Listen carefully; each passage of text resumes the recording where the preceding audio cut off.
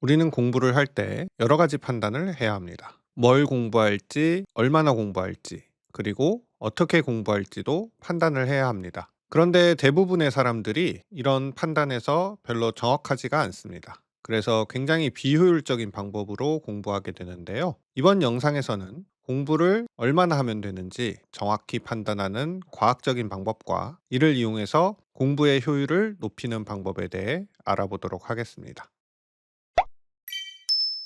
사람들의 공부에 대한 판단이 정확하지 않은 이유로는 먼저 뇌에서 학습이 어떤 방식으로 이루어지는지 딱히 학교에서 가르치거나 배우지 않는다는 것을 꼽을 수 있습니다. 배운 적이 없으니까 잘 못하는 것이죠. 미국 UCLA 대학에서 학생들을 대상으로 조사를 했는데요. 여기서 선생님이 가르쳐 준 공부법으로 공부한다는 학생은 20%밖에 되지 않았습니다. 물론 여기서 선생님들이 가르쳐 준 공부법이 과학적으로 근거가 있는 거냐? 이건 또 알 수가 없죠. 안 배웠으니까 모르는 건 그렇다 쳐도 그러면 자신이 공부하면서 경험으로 터득할 수 있지 않을까요? 그런데 이것도 좀 어려운데요. 사람들이 공부법이 좋다, 나쁘다 말할 때 공부를 하는 그 순간에 공부가 잘 되는 느낌을 가지고 판단을 합니다. 그런데 이 느낌은 기억이 오래 가거나 나중에 기억이 잘 나는 것과 별로 관련이 없습니다. 오히려 반대인 경우도 많아요. 그래서 느낌만 가지고 공부법의 효과를 판단하면 안 됩니다. 한 실험에서는 사람들에게 단어나 칠레의 수도는 산티아고 이런 상식을 한 항목씩 보여주면서 외우도록 했습니다.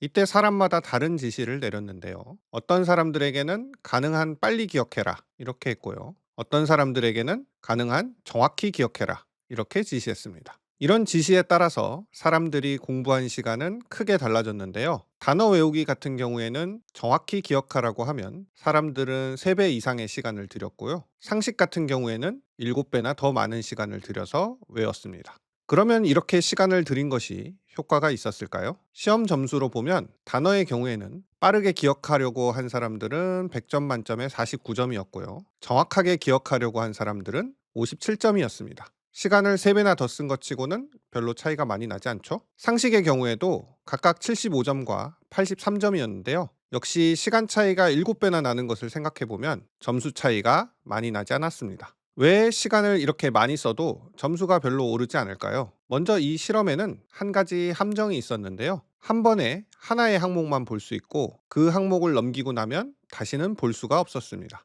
즉, 딱 한 번만 볼 수 있었던 거죠. 복습을 할 수 없는 방식이었습니다. 반복을 해야 기억에 남는다는 것은 다들 알고 계실 텐데요. 이게 그냥 연속적으로 반복을 하면 효과가 약하고 간격을 두고 반복해야 기억에 오래 남습니다. 그런데 이 실험에서는 한 번만 보고 그 다음에 다시 볼 기회가 없었습니다. 비효율적인 공부법이 강제되어 있는 실험이었던 겁니다. 그런데 사람들이 공부할 때 가장 많이 쓰는 방법이 이런 비효율적인 방법이기도 합니다. 미국 대학생들을 대상으로 한 조사에서 보면 학생들이 공부할 때 가장 많이 하고 또 1번으로 꼽는 공부법이 뭐냐고 하면 같은 내용을 읽고 또 읽고 하는 겁니다. 이 방법을 쓴다는 학생이 83.6%로 가장 많았고요. 또 자신의 넘버원 공부법이다 이렇게 답변한 학생도 절반이 넘었습니다. 이렇게 같은 내용을 반복해서 읽는 것은 효과가 별로 없습니다. 실제로 실험을 해보면 같은 텍스트를 연속해서 2번 읽어도 시간만 2배 들고 점수는 거의 오르지 않아요.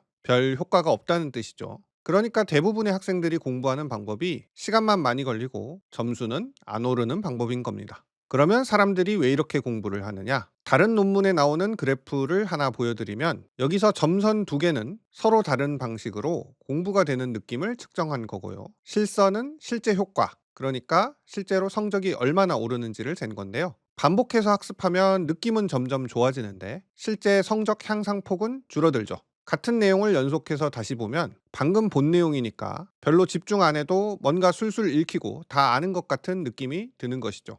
그래서 이런 느낌 때문에 사람들이 같은 내용을 다시 보는 것을 선호하는 것입니다. 그렇지만 이런 느낌이 실제 효과와는 다릅니다. 그런데 연속적으로 반복해서 보는 것도 효율이 떨어져서 그렇지 아주 많이 하면 기억에 남긴 남거든요. 문제는 사람들이 이것도 너무 빨리 그만둔다는 거죠. 아까 실험에서 보면 7배나 시간을 들였는데도 점수는 75점과 83점으로 별로 안 올랐죠. 지시가 정확하게 기억하라는 거니까 100점을 맞아야 되는데 그러려면 훨씬 더 시간을 많이 들여야 됩니다. 그래야 정확하게 기억을 할 수 있을 텐데 7배밖에 안 들였습니다. 왜냐하면 어느 정도 반복을 하면 또 공부가 되는 느낌이 별로 안 들거든요. 그러면 정말로 공부가 안 되는 줄 알고 그만두는 겁니다. 앞에 실험에서도 봤듯이 빨리 보는 것이나 정확하게 기억하려고 보는 것이나 시간 차이는 많이 나도 실제 효과는 별로 다르지 않습니다. 그러니까 정확하게 기억하려고 오래 붙들고 있을 필요는 없어요. 최소한의 시간만 들여서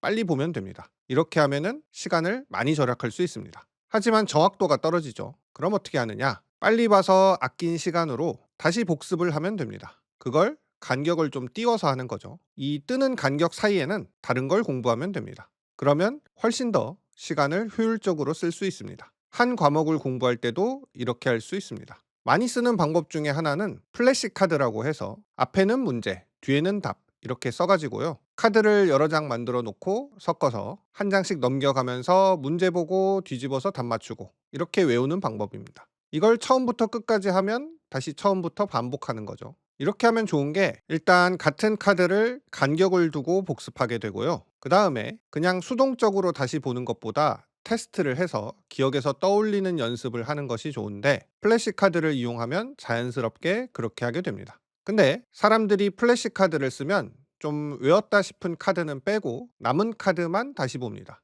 여기에 또 문제가 있습니다. 한 실험에서는 사람들에게 플래시 카드로 단어를 외우게 하면서 어떤 사람들한테는 마음대로 카드를 뺄 수 있게 하고 어떤 사람들한테는 무조건 모든 카드를 보게 시켰습니다. 그랬더니 같은 시간을 공부해도 무조건 모든 카드를 본 사람들이 직후에도 점수가 더 좋았고 일주일 뒤에 테스트를 해도 더 좋았어요. 사람들이 카드를 섣불리 뺀다는 것이죠. 그래서 사람들이 언제 카드를 빼는지 보니까 보통 한 번 맞추면 뺍니다. 일단 여기에 문제가 있는데요. 한 번 맞췄다고 다음에 또 맞추리라는 보장이 없죠. 너무 빨리 뺐다고 할 수 있고요. 심지어 한 번도 못 맞췄을 때 빼기도 했어요. 그래서 사람들에게 카드를 뺄 때 이 카드를 나중에 얼마나 기억할 것 같은지 물어봤는데요. 그걸 그래프로 그려보니까 100% 기억할 만한 카드만 빼는 것이 아니라 0에서 100%까지 다양한 카드를 뺐습니다. 100% 이하인 카드를 빼는 이유는 더 봐봤자 소용없다고 생각해서 빼는 겁니다. 그런데 강제로 더 보게 하면 성적이 오르거든요. 더 봐봤자 소용없다는 건 잘못된 판단인 거죠. 그러니까 복습은 언제까지 해야 되냐 하면 100% 기억할 것 같을 때까지 하고 거기에 더해서 나중에 한 번은 더 봐야 됩니다. 왜냐하면 100% 외운 것 같은 판단도 믿을 수가 없기 때문입니다. 자, 이번 영상의 내용이 도움이 되셨나요? 영상 중에 언급했던 기억을 떠올리는 연습과 학습의 간격에 대해서는 이전 영상을 참고해 주시고요. 저는 또 다른 영상으로 돌아오도록 하겠습니다. 구독, 좋아요, 알림 설정 부탁드립니다. 오늘은 여기까지.